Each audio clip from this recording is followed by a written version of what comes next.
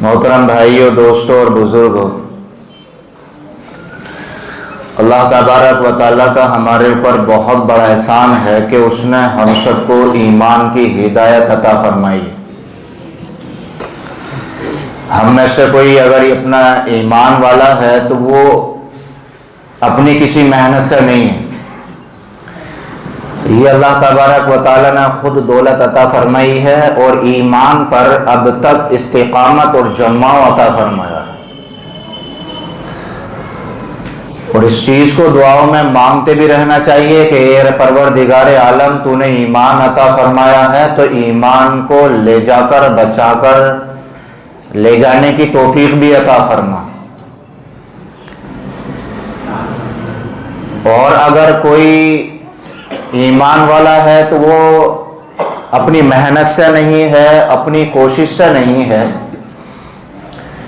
اللہ تعالیٰ نے ہمارے دل میں ہدایت ڈالی، ایمان کی دولت عطا فرمائی بن مانگے، کہیں سے خریدنا نہیں پڑا، کہیں سے سودے بازی کرنی نہیں پڑی، اس کے لیے ایک بہت لمبی چوڑی قربانی دینی نہیں پڑی ہے۔ اسی ایمان کے صدقے میں، اسی ایمان کے طفیل میں ہماری بہت ساری نیکیاں اللہ پروردگار عالم قبول فرماتا ہے۔ اگر ایمان نہ ہو انسان کے پاس تو کتنی بھی بڑی نیکی کر لے، اللہ کے ہاں کچھ نہیں ملے گا۔ ایک مہینے کے کیا پوری زندگی کے روزے رکھ لے، لیکن ایمان سینے میں نہ ہو، اللہ ایک روزے کو بھی نہیں بلکہ ایک گھنٹے کے بھوکا پیاسا رہنے کو بھی اللہ قبول نہیں کرے گا، کیونکہ ایمان نہیں ہے تو کچھ بھی اللہ کے یہاں قابل قبول نہیں ہے، سب 0/0 ہے۔ ہمارے کسی بھی عمل کی اہمیت اور ہمارے کسی بھی عمل کا بھاؤ اس وقت لگتا ہے جب اس عمل کو ایمان کے ساتھ کیا جائے، اور اس ایمان کی اہمیت کا اور اس کی قدر کا ہمیں اس وقت پتہ چلے گا کہ جب قیامت کے دن ہم بڑے بڑے بادشاہوں کو، اربوں خربوں پتیوں کو اور ایسے ایسے لوگوں کو کہ جن کی دنیا کے اندر ٹاپ 10 مالداروں میں گنتی آتی ہو، جب دیکھیں گے اللہ کی طرف سے اعلان ہو رہا ہے ان کے لیے ہمیشہ کی ناکامی کا، اس وقت ہمیں پتہ چلے گا کہ ایمان اگر ہمارا بچ کے آ گیا ہے تو یہ آج ہمارے پاس کتنی بڑی دولت ہے۔ اس وقت ہمیں احساس ہوگا، کیونکہ ایمان کا بھاؤ اللہ کی طرف سے آج لگ نہیں رہا ہے۔ اللہ کی جو تجارت ہے، اللہ کی جو منڈی ہے، اس کا دروازہ آج جب تک ہماری زندگی ہے، جب تک اللہ نے بند کیا ہوا ہے، بھئی نماز پر کیا ملے گا کیا نہیں ملے گا، یہ اللہ تبارک و تعالیٰ نے مرنے کے بعد جو ہے نا چھپا کر کے رکھا۔ رسول اللہ صلی اللہ علیہ وسلم نے ارشاد فرمایا کہ بھئی دیکھو، ہر عمل کا بدلہ فرشتے دیتے ہیں، ہر عمل کا بدلہ فرشتے کوانٹٹی میں دیتے ہیں، گنتی میں دیتے ہیں، کبھی 70، کبھی 700، کبھی 70,000 اور کبھی 70 لاکھ، کبھی 70 کروڑ۔ یہ اللہ تبارک و تعالیٰ نے رسول اللہ صلی اللہ علیہ وسلم کی زبانی بیان کروایا، لیکن وہی رسول اللہ صلی اللہ علیہ وسلم فرماتے ہیں کہ جب ایمان والا روزہ رکھتا ہے تو روزے کی کوانٹٹی نہیں بتائی اللہ تعالیٰ نے کہ بھئی روزے پہ کیا ملے گا، بس اللہ تعالیٰ نے اتنا کہہ دیا کہ ایمان والے بندو روزہ رکھو، روزے پہ رب ملے گا کیا؟ اللہ فرماتا ہے الصوم لی، کہ یہ روزہ میرے لیے ہے اور روزے کا بدلہ میں خود رب تمہیں مل جاؤں گا۔ اب جہاں پروردگاری انسان کو مل جائے تو بھئی کس چیز کی طلب ہے پھر ہمیں، یا کس چیز کی ضرورت ہے ہمیں کہ بھئی ہمارا تو رب ہو گیا، جس کا رب اس کا سب، جس کا رب نہیں اس کا سب کچھ ہونے کے بعد بھی کچھ نہیں، یہ پکی بات ہے۔ اور دوسری بات یہ ہے کہ رمضان کا مہینہ ہے، ہم اس مہینے کو ہلکے میں نہ لیں۔ بہت سارے لوگ روزہ رکھتے ہیں کہ بھئی ہاں ٹھیک ہے، چلو جیسا سب رکھ رہے ہیں ہم بھی رکھ رہے ہیں۔ بہت سارے لوگ تراویح پڑھ رہے ہیں، ماحول ہے، ایک ریلا کا ریلا چل رہا ہے کہ بھئی جیسے سب پڑھ رہے ہیں چلو ہم بھی پڑھ رہے ہیں، کہ ٹھیک ہے ہمیں روزہ بھی رکھنا ہے، ٹھیک ہے ہمیں تراویح بھی پڑھنی ہے، لیکن اسی کے ساتھ ساتھ آج ہم سب دل کی تختیوں پہ ایک بات یہ لکھ کر لے کر کے جائیں کہ یہ مہینہ اللہ تبارک و تعالیٰ نے ہماری مغفرت کے لیے عطا فرمایا، اور ایسا نہیں ہے کہ مہینہ عطا کر دیا مغفرت کا، ٹھیک ہے ہو جائے گی نہ ہوئی کوئی مسئلہ نہیں ہے، نہیں ایسا نہیں ہو سکتا۔ مغفرت اللہ سے کرانی ہی پڑے گی، چاہے رو کے کرائیں، چاہے گر کے پڑھائیں، چاہے پڑھ کے کرائیں، چاہے سجدوں میں آہوزاری کر کے، چاہے تہجدوں میں رو کے، چاہے تراویحوں میں رو کے، اور چاہے سامنے قرآن رب کا رد کر کے اور روئیں کہ اے پروردگار تو نے اس مہینے کو قرآن کا مہینہ کہا ہے، اور اس مہینے میں تو نے اس اپنی کتاب کو اتارا، اے اللہ آج میں تجھ سے باتیں کر رہا ہوں، جیسے بھی گناہ ہے ٹھیک ہے گناہ گار ہوں، لیکن رب تیری رحمت سے تو میں نا امید نہیں ہوں، اے رب تیری رحمت سے زیادہ تو میرے گناہ نہیں ہو سکتے۔ رسول اللہ صلی اللہ علیہ وسلم نے فرمایا کہ ایک ایمان والا بندہ اتنے گناہ کرے، اتنا گناہ کرے کہ زمین سے لے کے آسمان کے درمیانی حصے کو پاٹ دے، گناہ کرتے کرتے، اور ذرا ساری بھی جگہ خالی نہ رہے، اور سچے دل سے ایک ایمان والا اللہ کے سامنے جھولی پھیلا کر اور اپنے ہاتھ پھیلا کر عاجزی اور انکساری سے کہہ دے رب تو معاف کر دے، اللہ تبارک و تعالیٰ سارے گناہوں کو معاف کر دیتا ہے۔ تو ایسا نہیں ہے کہ چلو مغفرت ہوئی نہ ہوئی کوئی بات نہیں ہے، نہیں کرانی ہی پڑے گی۔ اور دیکھو اتنا میں زور دے کے کیوں کہہ رہا ہوں مغفرت کرانی ہی پڑے گی، اس کی بھی وجہ ہے۔ اس کی وجہ کیا ہے؟ مشہور حدیث ہے، رسول اللہ صلی اللہ علیہ وسلم نے منبر پر قدم رکھتے ہوئے کہا تھا آمین۔ صحابہ نے کیا کہا تھا بعد میں، یا رسول اللہ آج سے پہلے تو کبھی آپ نے آمین نہیں کہا منبر پر جب قدم رکھتے تھے، آج آمین کیسے کہہ دیا آپ نے؟ آج یہ نیا کام آج ہم کیوں دیکھ رہے ہیں؟ تو رسول اللہ صلی اللہ علیہ وسلم نے فرمایا کہ جبرائیل آیا، اور جبرائیل خود نہیں آیا، کس نے بھیجا؟ اللہ نے بھیجا۔ پتہ چلا یہ ساری سیٹنگ پروردگار کر رہا ہے ہمیں اور آپ کو بتانے کے لیے، دیکھو یہ مہینہ کتنی قدر والا ہے اور یہ مہینہ کتنی اہمیت کا حامل ہے۔ جبرائیل آیا، اس نے کہا، میں بہت ساری بات نہیں بتا رہا، بس اشارہ کر رہا ہوں کہ لمبی تفصیل ہے اس میں، اگر وہ تفصیل کروں تو سارا وقت چلا جائے گا، مجھے اپنے مدعے پہ آنا ہے۔ جبرائیل آیا اور آ کے کیا کہا کہ برباد ہو جائے، ہلاک ہو جائے وہ انسان کے جو رمضان کا مہینہ پائے اور اپنی مغفرت نہ کرے۔ اور میرے رب نے مجھ سے کہا کہ یہ جبرائیل ہے فرشتوں کا سردار۔ فرشتوں کا سردار کون ہے؟ جبرائیل۔ اور جن کے منبر کے قریب آ کر جبرائیل یہ کہہ رہا ہے ہلاک ہو جائے وہ آدمی، اور ان کی دعا پر جو آمین کہہ رہے ہیں وہ کون ہے؟ محمد رسول اللہ صلی اللہ علیہ وسلم۔ اور اس سے آگے ہیں کون؟ سارے نبیوں کے سردار، سارے رسولوں کے سردار، سارے نبیوں کے امام، سارے رسولوں کے امام، کہ جنہوں نے معراج کی رات میں مسجد اقصی میں سب کو نماز پڑھائی ہے، اور سارے کے سارے آپ کے پیچھے کھڑے ہو کر کے نماز پڑھ رہے ہیں۔ کون ہے یہ سارے نبیوں کے سردار اور سارے نبیوں کے امام؟ وہ کہہ رہے ہیں کہ اے اللہ، جبرائیل علیہ السلام نے یہ جو بد دعا کہی ہے اس بد دعا کو قبول فرما لے، اور آمین کا مطلب یہی ہوتا ہے اے اللہ یہ جو دعا کہہ رہا ہے تو اسے قبول کر لے۔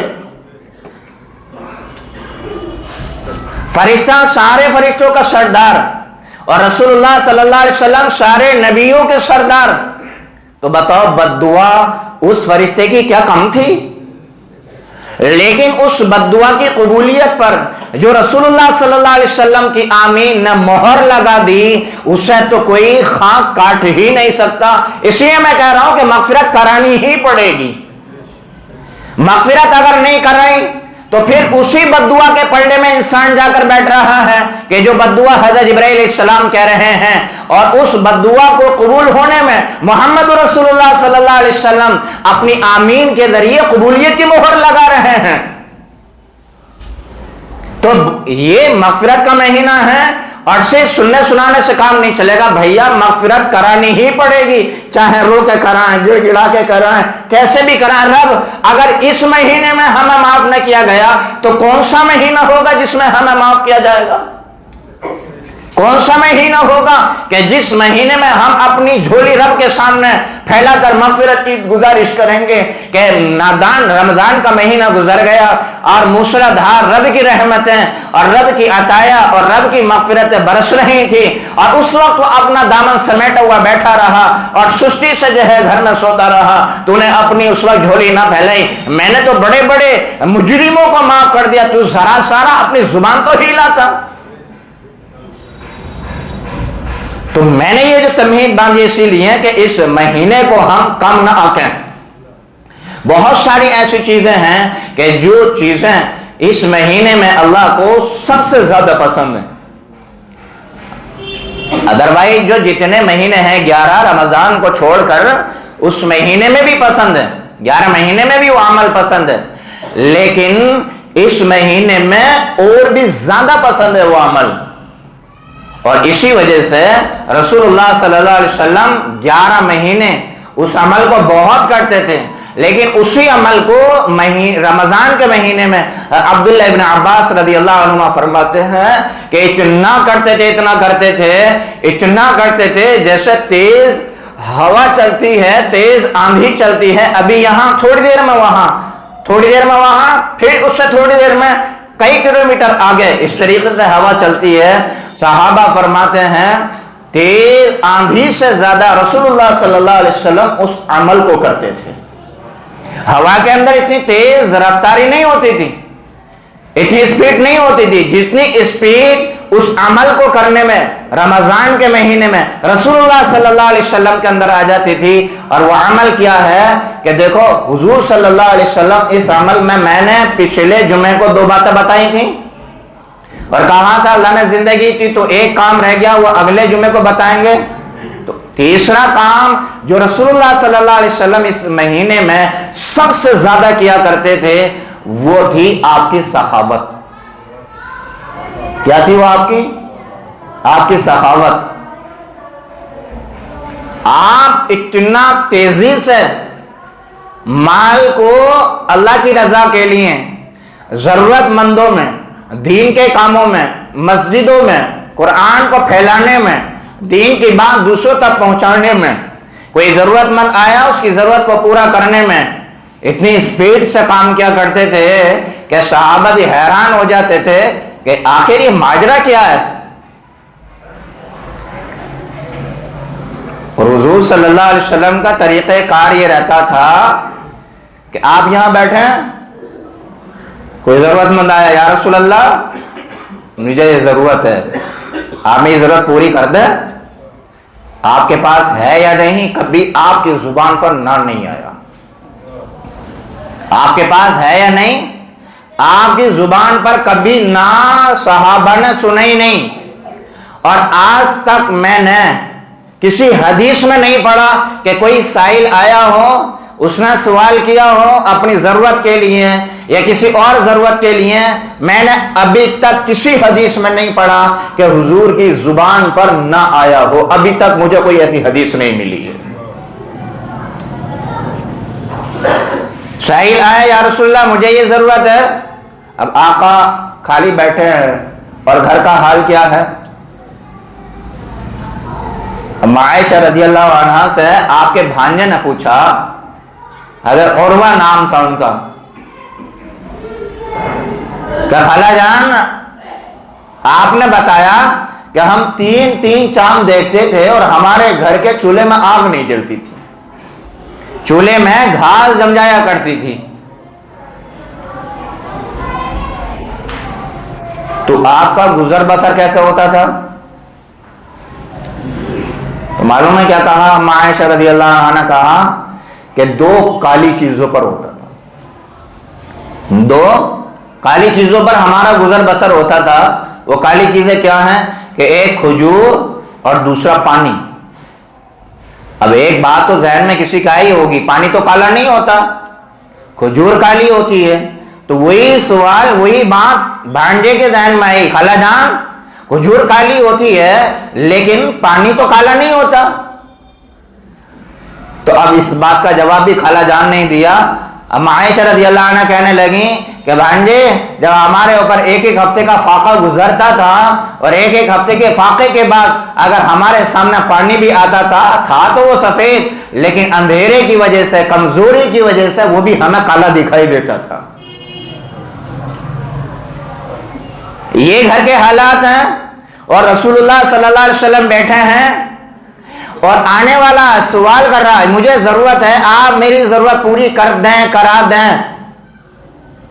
حضور صلی اللہ علیہ وسلم کبھی زبان پر نہ نہیں لاتے تھے، کبھی بھی نہ نہیں لاتے تھے۔ اچھا ایک بات اور بتائیں، آج ہم سب اپنے دل سے جواب لیں، ہم رب کے سامنے ہاتھ پھیلا کے مانگیں، اے اللہ ہمیں یہ دے دے، اے اللہ ہمیں یہ دے دے، اللہ ہمیں وہ دے دے، اللہ ہماری یہ ضرورت پوری کر دے۔ کیا ہم میں سے کوئی اس بات کو پسند کرتا ہے کہ ہماری کسی بھی دعا پر رب یہ کہہ دے نا؟ کیا پسند کرتا ہم میں سے کوئی؟ چاہے ہم کتنے بھی بڑے گناہگار ہیں، اللہ کی قسم ہم میں سے کوئی بھی اس بات کو پسند نہیں کرتا اور نہ یہ چاہتا کہ میں مانگوں رب سے اور رب کی طرف سے جواب آ جائے، نہ بندے نہ۔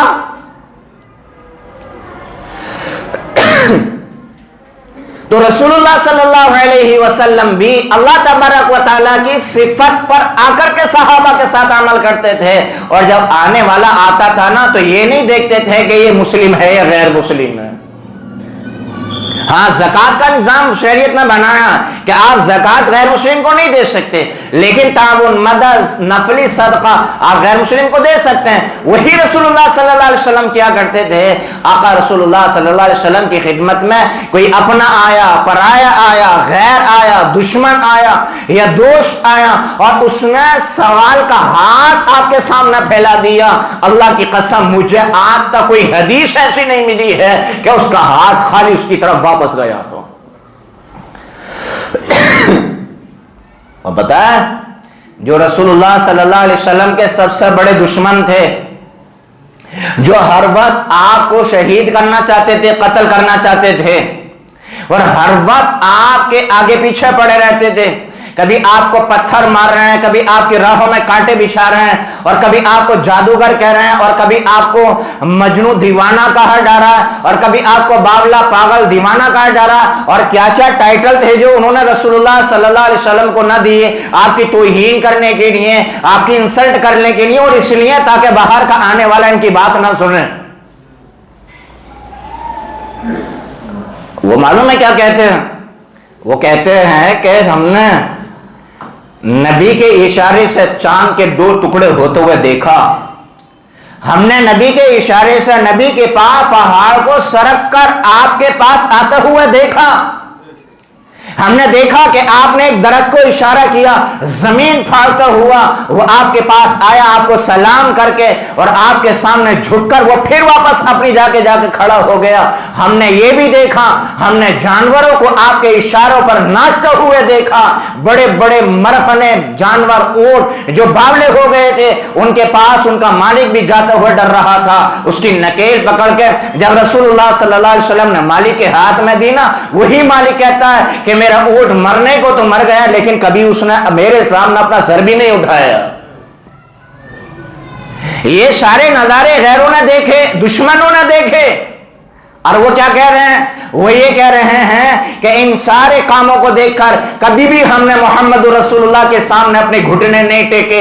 ایک عمل تھا جس کے سامنے ہم نے اپنے گھٹنے ٹیک دیے، وہ عمل کیا ہے کہ ان کے پاس کوئی بھی آیا، اپنایا پرایا آیا، کبھی زبان پر ان کے نام نہیں آتا ہے۔ وہ عمل ایسا ہے کہ جس کی وجہ سے ہم ان کے سامنے بے بس ہو گئے اور ہم مجبور ہو گئے کہ اگر اتنی اونچی ہستی پہ اگر ہم ایمان قبول نہ کریں تو ہم سے بڑا نادان کون ہوگا۔ ایک واقعہ لمبا تو بڑا، بس میں اشارہ کرتا چلوں۔ جب فتح مکہ ہوا نا تو رسول اللہ صلی اللہ علیہ وسلم کا معمول تھا امامہ باندھنے کا، پگڑی باندھنے کا۔ تو مکے کے اندر ایک چودھری تھا صفوان بن امیہ، بہت بڑا مالدار، بہت بڑا، بڑی بڑی حویلیاں اور ہتھیار فوجیوں کو کرائے پہ دیتا تھا۔ ہتھیار، زرے، تلواریں، نیزے، بھالے، تیر، یہ ساری چیزوں کا اس کے پاس اسٹاک تھا، بہت بڑا، کرائے پہ دیتا تھا۔ جیسے آج کے زمانے میں ٹینٹ ہاؤس ہوتا ہے، آج کے زمانے میں اب تو موبائل بھی کرائے پر ملنے لگے، کیمرے بھی کرائے پر ملنے لگے، ایسے ہی اس زمانے میں اس بندے کے پاس صفوان بن امیہ جس کا نام ہے، بڑی بڑی حویلیاں، ہتھیار، فوجیوں کو، لشکروں کو کرائے پہ دینا. جب مکہ فتح ہوا اور 8-10 ہزار کا مجمع آپ کے ساتھ ہے تو یہ ڈر کے مارے اپنے بیوی بچوں کو چھوڑ کر بھاگ گیا. کیوں بھاگا؟ کہ ہم نے تکلیفیں بہت پہنچائی ہیں، آج اگر ہم ہاتھ آگے تو بوٹی بوٹی ایک ہو جائے گی ہماری، آج ہم بچیں گے نہیں. تو جان بچا کے یہ بندہ بھاگا. بیوی نہیں رہ گئی، بیوی نے اسلام قبول کر لیا. تو ایک اور صحابی تھے جو رسول اللہ صلی اللہ علیہ وسلم کو شہید کرنے گئے تھے، قتل کرنے گئے تھے مدینے میں، عمیر بن وہاب. ان کا بھی ایک عجیب قصہ ہے، لمبا، کبھی موقع ملے گا سناؤں گا. گئے تھے قتل کرنا، رسول کے اخلاق کو دیکھ کے ایمان قبول کر لیا. حضور کو پتا چلا کہ صفوان بھاگ گیا ہے تو رسول اللہ صلی اللہ علیہ وسلم نے عمیر ابن وہاب کو ہی بھیجا صفوان کے پاس کہ جاؤ اسے دعوت دو جا کر، اور یہ کہنا کہ محمد رسول اللہ صلی اللہ علیہ وسلم نے تجھے امن دے دی ہے. امن کا مطلب تو آ جا اور ہم تجھ سے کچھ نہیں کہیں گے، اپنے گھر بار سنبھال، کاروبار سنبھال، حویلی سنبھال. تو یہ گئے صحابی اور جا کر کے معلوم ہے وہ جو تھا وہ صفوان، وہ ڈر گیا کہ یار یہ تو وہ ہے. میں نے اچھا صفوان بن امیہ نے ہی عمیر کو بھیجا تھا حضور کو قتل کرنا، اور اس ایگریمنٹ پہ بھیجا تھا کہ تو جا قتل کرنا، اگر تو کسی وجہ سے پکڑا گیا تجھے قتل کر دیا گیا تو تیری بیوی بچوں کا خرچہ میں اپنی جیب سے خرچ کروں گا جب تک زندہ رہوں گا. تو عیسیٰ صفوان کو تو دھوکہ ملا تھا عمیر ابن وہاب سے کہ بھیجا تھا تو قتل کرنا ہے، اور یہ جا کے ان کا دیوانہ بن گیا، ان کا غلام بن گیا. تو جب دیکھا کہ یہ میرے پاس آ رہا تو صفوان نے سوچا یہ مجھے قتل کرنا آ رہا، تو وہ ڈرا. تو ڈرتے ڈرتے کہا کہ اس سے مجھے بچاؤ، یہ مجھے قتل کرے گا، آ کے یہ دھوکے باز ہے، اس نے مجھے وہاں دھوکہ دیا تھا. تو اب معلوم ہے عمیر ابن وہاب نے کیا کہا کہ نہ میں دھوکے باز ہوں اور نہ میں نے تجھے دھوکہ دیا تھا، میں تیری کامیابی کے لیے آیا ہوں. کہ کیا ہے کامیابی کے لیے؟ کہ دیکھ جس ہستی کا میں غلام بنا ہوں نا، وہاں پر بے عزت جا کر کے بھی اپنے آپ کو بڑی عزت والا محسوس کرتا ہے. یہ ہمارے نبی کی اعلیٰ تعلیم ہے. اخلاق بہت اونچے والے کے، چاہے کتنے بھی بڑے بنو لیکن اتنے بڑے کبھی اپنے آپ کو محسوس مت کرنا کہ کوئی چھوٹا بھی اگر تمہارے پاس آ جائے تو اپنے آپ کو تمہارے سامنے رسوائی محسوس نہ کرے. کوئی چھوٹا آ جائے تو وہ بھی سمجھے اور کہ ہاں میں بھی کافی بڑا ہوں، اور سینے سے اس کا بھی فخر جو ہے، فخر سے اس کا بھی سینہ جو ہے چوڑا ہو جائے. اتنے بڑے بنو. یہ نبی نے تعلیم دی ہے کہ میں دیکھ یہ لے کے آیا ہوں، نبی کی دعوت لے کے آیا ہوں، نبی کا عمل لے کے آیا ہوں. تو کہنے لگا مجھے تیرے پر بھروسہ نہیں ہے، تو نے میرے ساتھ وہاں بھی دغا کی، مجھے کیا پتا تو مجھے وہاں بہانے سے لے جا کر مجھے نپٹوا دے یا راستے میں میرا کام تمام کر دے. کوئی ایسی نشانی لے کے آ جنہوں نے بھیجا جسے میں مان لوں. تو یہ آئے پھر کہ چلو ٹھیک ہے آ کے بات کرتا ہوں دوبارہ. پھر آئے یہ مکے اور آ کر کہا یا رسول اللہ وہ یوں کہہ رہا کوئی نشانی دے دو. تو رسول اللہ صلی اللہ علیہ وسلم کے امامہ بند رہا تھا، پگڑی بند رہی تھی، وہ پگڑی اتار کے دے دی کہ یہ لے جا کے نصرت دیتے. اب وہ جھولے میں پگڑی رکھی اور پھر جا کے دعوت کی، پھر جا کے دعوت دی، ایمان کی دعوت دی، اسلام کی، امن و شانتی کی دعوت دی. پھر وہی والی بات کہ میں نہیں مانتا تیری بات، کوئی نشانی لایا؟ تو عمیر نے کہا کہ ایک بات بتا، جب رسول اللہ مکے میں داخل ہو رہے تھے تو نے دیکھا تھا داخل ہوتا ہوا؟ کہاں دیکھا تھا. سر پہ کیا تھا کہ پگڑی تھی. کیسے رنگ کی تھی؟ کہ کالے کلر کی پگڑی تھی. انہوں نے نکالی جھولے میں سے، دیکھی سے پہچانتا کہ ہاں یہی والی پگڑی تھی، یہی والی پگڑی پہن کے گئے تھے. تو کہا کہ دیکھ تجھے یقین دہانی کے لیے انہوں نے اپنی نشانی بھیجی ہے، اب یقین آتا کہ نہیں آتا تجھے؟ کہ ہاں یہ آتا ہے یقین. اب یہ آیا وہاں سے آ کر کے کہا راستے میں یہ بتاؤ تمہیں 5 وقت کی نماز پڑھاتے ہیں تمہارے نبی؟ کہ ہاں پڑھاتے ہیں. اب عصر کا ٹائم تھا، حضور صلی اللہ علیہ وسلم صحابہ کو عصر کی نماز پڑھا رہے تھے، جماعت ہو رہی تھی. اب جیسے ہی آئے رسول اللہ صلی اللہ علیہ وسلم نے سلام پھیرا، اور سلام پھیرنے کے بعد میں فوراً 2-3 باتیں کہیں، تفصیل ہے میں شارٹ کرتا ہوا جا رہا ہوں، 2-3 باتیں کہیں، اور ایک دم صفوان بن امیہ نے کہا ٹھیک ہے میں آپ کی بات پر غور و فکر کروں گا، ابھی ایمان قبول نہیں کیا۔ اب رسول اللہ صلی اللہ علیہ وسلم یہاں سے گئے ایک سفر پر جسے حنین کہا جاتا ہے، وہاں پر رسول اللہ صلی اللہ علیہ وسلم کے پاس مال غنیمت آیا، بہت ساری بکریاں، بہت سارے اونٹ، اور اس علاقے کی ساری زمین رسول اللہ صلی اللہ علیہ وسلم کے انڈر میں آ گئی، اور اس سفر میں صفوان بن امیہ آپ کے ساتھ ہے، صفوان بن امیہ آپ کے ساتھ ہے، اور ایک ایک نقل و حرکت وہ نوٹ کر رہا ہے رسول اللہ صلی اللہ علیہ وسلم کی۔ آقا نے صفوان کی طرف دیکھ کر کے کہا، ہاں جب رسول اللہ صلی اللہ علیہ وسلم وہاں گئے نا تو رسول اللہ صلی اللہ علیہ وسلم نے صفوان بن امیہ سے 100 زیرہ لی تھی۔ کتنی؟ 100 زیرہ لی تھی ادھار۔ تو صفوان نے کہا یہ بتاؤ یہ 100 زیرہ جو لے رہے ہو تم اپنی طاقت کے بلبوتے پر زبردستی لے رہے ہو یا پیار محبت سے لے رہے ہو؟ حضور نے فرمایا پیار محبت کا سودا ہے، دیتا تو دے، نہ دیتا تو اپنے پاس رکھ۔ ہم زبردستی کسی سے کچھ نہیں لیتے، اور چاہیں تو ایک ادھر سے مار کے سب کچھ چھین سکتے ہیں، لیکن نہیں، ہم ایسا نہیں کرتے۔ ہمارا رب نہ ہمیں ایسی تعلیم دیتا، نہ ہماری شریعت اور ہمارا مذہب ایسی تعلیم دیتا۔ 100 زیرہ لے کے گئے، اور جو سارا کا سارا مال وہاں کا حضور کے انڈر میں آیا تو صفوان بن امیہ کی طرف دیکھ کر کہا کہ صفوان دیکھ رہے ہو یہ سارا کا سارا کتنا، کبھی دیکھی اتنی بڑی دولت؟ تو کہنا نہ میں نے نہیں دیکھی اتنی بڑی، اتنا بڑا مالدار کیا کہہ رہا، نہ آج تک میں نے اتنا مال نہیں دیکھا۔ تو رسول اللہ صلی اللہ علیہ وسلم کی سخاوت دیکھی۔ اب یہ بات میں کہنا چاہ رہا ہوں، اس بات کی وجہ سے اتنا بڑا واقعہ سامنے آیا ہے۔ اب رسول اللہ صلی اللہ علیہ وسلم سے کیا کہہ رہا ہے اتنا بڑا مالدار آدمی کہ جو 100 زیرہ رسول اللہ صلی اللہ علیہ وسلم کو ادھار دے رہا ہے، اور جو حویلیوں کا مالک ہے، فارم ہاؤس کا مالک ہے، اور جس کی حویلیاں کرائے پر دی جاتی ہوں، وہ کیا کہہ رہا کہ نہ میں نے آج تک اتنا مال نہیں دیکھا، نہ میں نے اتنے اونٹ دیکھے، نہ اتنی بکریاں دیکھی، اور اتنی لمبی چوڑی زمین ہے، نہ میں نے آج تک یہ دیکھی۔ رسول اللہ صلی اللہ علیہ وسلم نے فرمایا یہ سارا مال صفوان آج میں محمد رسول اللہ تمہیں گفٹ اور ہدیے میں دے رہا ہوں۔ ہے کون؟ ایمان والا نہیں ہے، ابھی ایمان قبول نہیں کیا ہے، ابھی غیر ایمان والا ہے۔ اتنی بڑی سخاوت کو دیکھ کر یہی صفوان کہہ رہے ہیں کہ ہم نے آپ کی کسی بھی بات پر گھٹنے نہیں ٹیکے۔ یہ جو سخاوت ہے، یہ جو اچھے اخلاق ہیں، اس سخاوت کی وجہ سے ہم نے آپ کے سامنے گھٹنے ٹیک دیے، اور صفوان بن امیہ نے اسی وقت ایمان کا کلمہ پڑھ کے اسلام میں داخلہ ہو گیا۔ یہ ہے اسلام کی تعلیم۔ تو یہ جو سخاوت ہے، اس سخاوت کی وجہ سے ہمارے روزے اور زیادہ قبول ہوں گے، اور جلدی قبول ہوں گے، ہماری تراویح اور زیادہ قبول ہوں گی۔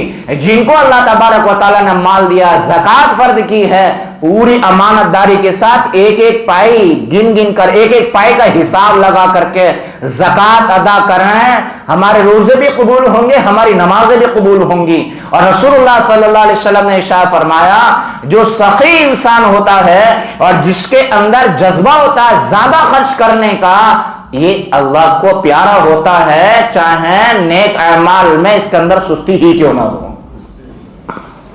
اور حضور نے فرمایا ایک بندہ نمازیں بھی خوب پڑھے اور ساری نیکیاں خوب کر رہا، دھڑلے سے خوب کر رہا ہے، لیکن ہے کنجوس۔ کیا ہے کنجوس، ایک ایک پائی چاٹ کے رکھتا ہے، سینے کے نیچے دبا کر رکھتا ہے، کوئی سائل آتا ہے جھڑک دیا، کسی کو دینا نہیں چاہتا، زکوٰۃ ادا نہیں کرتا، مسجدوں میں دینا نہیں چاہتا، مدرسوں میں دینا نہیں چاہتا، ضرورت مندوں کو، رشتہ داروں کو دینا نہیں چاہتا۔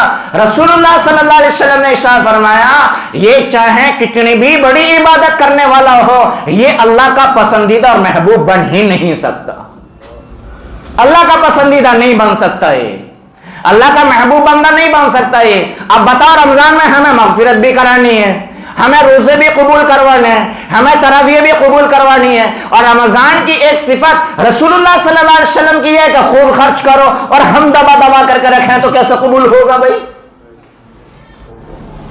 کیسے اللہ کے یہاں سے قبولیت کے فیصلے ہوں گے؟ اور رسول اللہ صلی اللہ علیہ وسلم نے ارشاد فرمایا کہ دیکھو سخی آدمی گناہگار بھی ہوتا ہے نا تو شیطان ہر وقت اس کی طرف سے ٹینشن میں رہتا ہے کہ یار یہ ہے تو گناہگار لیکن اس کی جو سخاوت ہے نا یہ ایک نہ ایک دن اسے جنت میں داخل کر دے گی. اور جو کنجوس انسان ہوتا ہے وہ عبادت گزار بھی ہوگا نا تو شیطان اس کی طرف سے بے فکر رہے گا کیونکہ ایک دن اس کی کنجوسی اسے دوزخ میں داخل کر کے چھوڑے گی. تاشقند میں حملہ ہوا تاشقند میں حملہ ہوا تو وہاں سے ایک فیملی ایک عورت اپنے 3-4 بچوں کو لے کر بخارا آئی. کہاں؟ بخارا جہاں کے حضرت امام بخاری رحمۃ اللہ علیہ. تو وہاں آ کے پتا چلا کہ یہاں پر کوئی مسلمان ہے بہت سخی ہے سب کا بھلا کرتا ہے.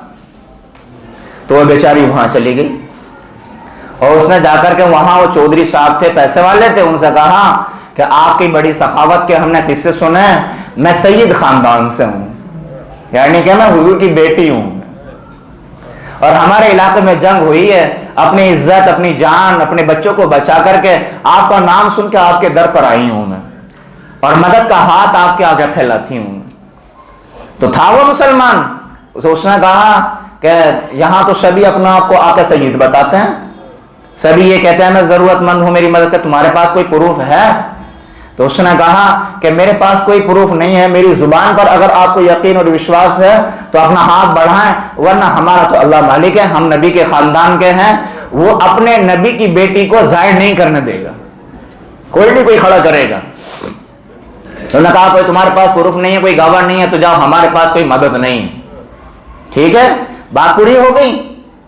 اب رات کو انہیں چودھری صاحب نے دیکھا خواب کہ قیامت آ گئی ہے قیامت کی ہولناکی ہے دہشت ہے وحشت ہے سب ادھر ادھر مارے مارے پھر رہے ہیں ایک ایک نیکی کی جستجو تلاش میں ایک ایک نیکی کی جو ہے نا سب کو قدر محسوس ہو رہی ہے اور جنت کا راستہ وہ ہے اور سب کی لائن لگی پڑی ہے اور سب جا رہے ہیں اور میں بھی اسی لائن میں لگا پڑا ہوں. اور جیسے جیسے چلتے گئے اور جب جنت کا دروازہ آ گیا تو وہاں پر بیٹھے تھے رسول اللہ صلی اللہ علیہ وسلم.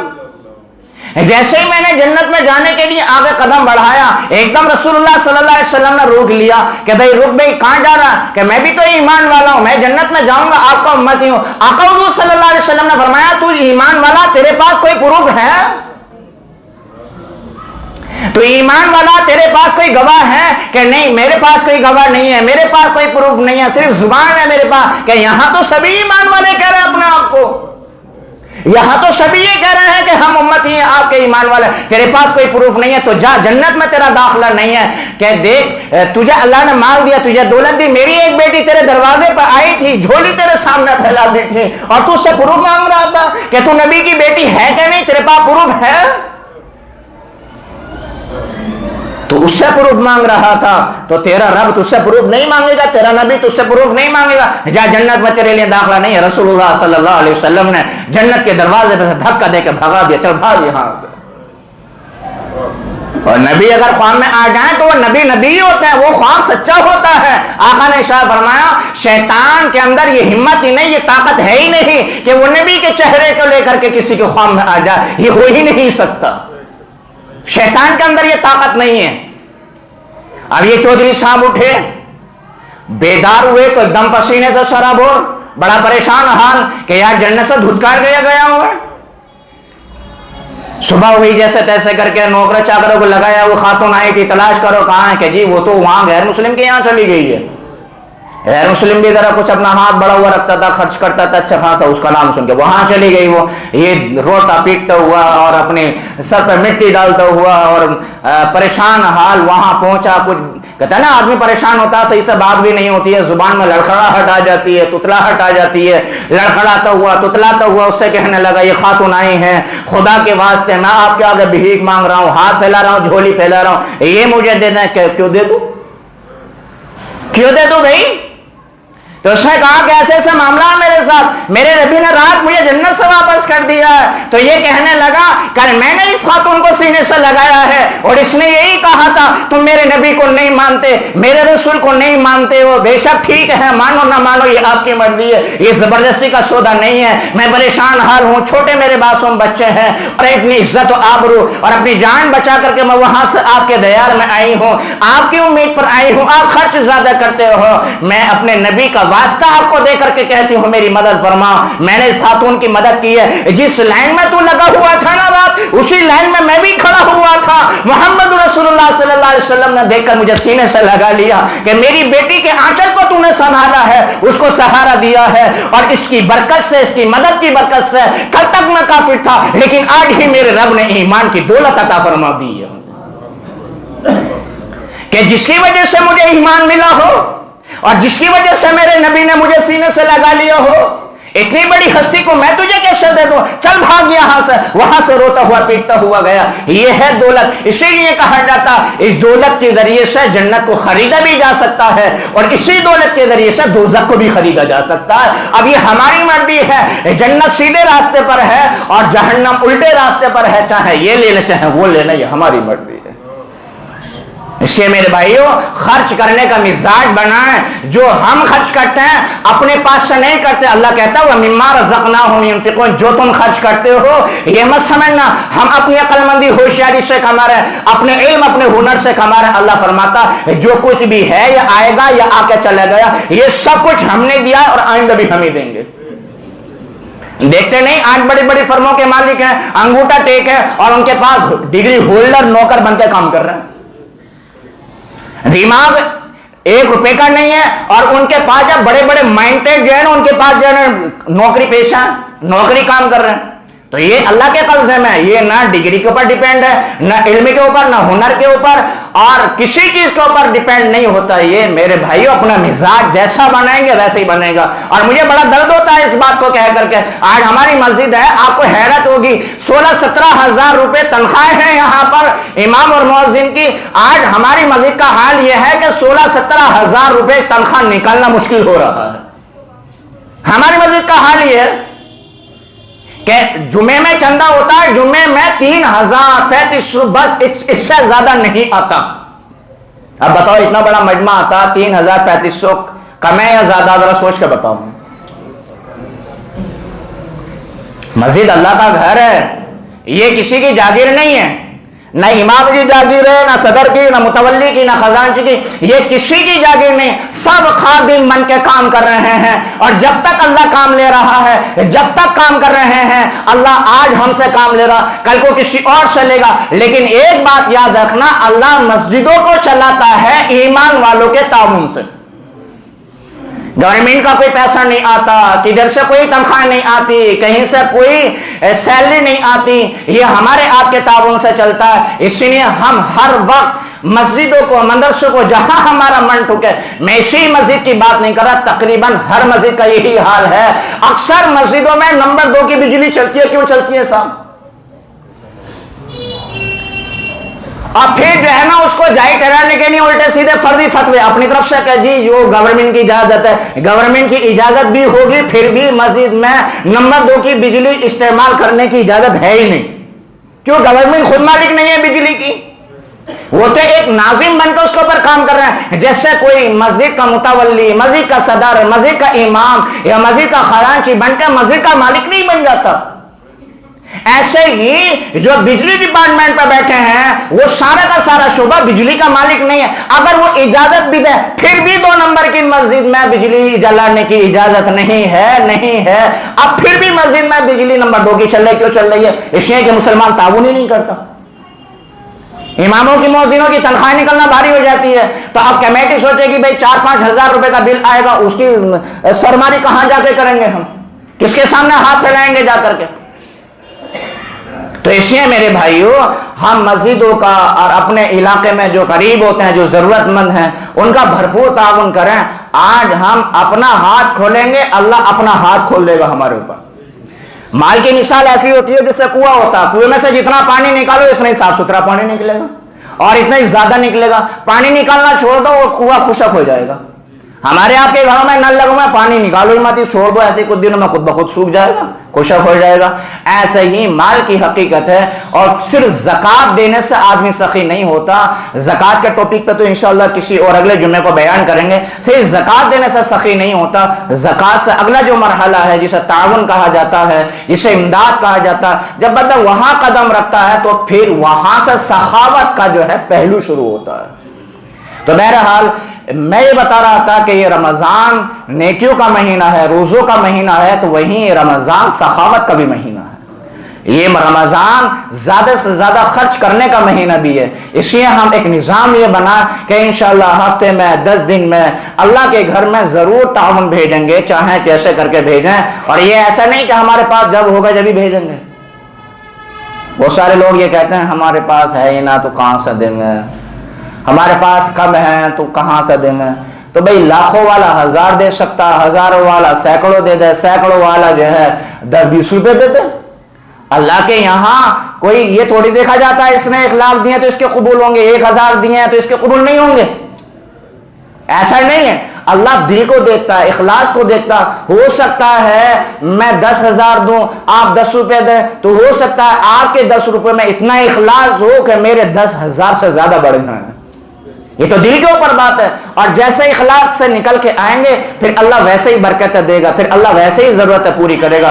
تو ہم روزے رکھنے کے ساتھ ساتھ، تراویح پڑھنے کے ساتھ ساتھ، اور دوسری نیکیاں کرنے کے ساتھ ساتھ سخاوت میں بھی آگے قدم بڑھائیں اللہ کا نام لے کر، اور پھر دیکھنا کیسے اللہ کی مدد آئیں گی۔ اللہ عمل کی توفیق عطا فرمائے۔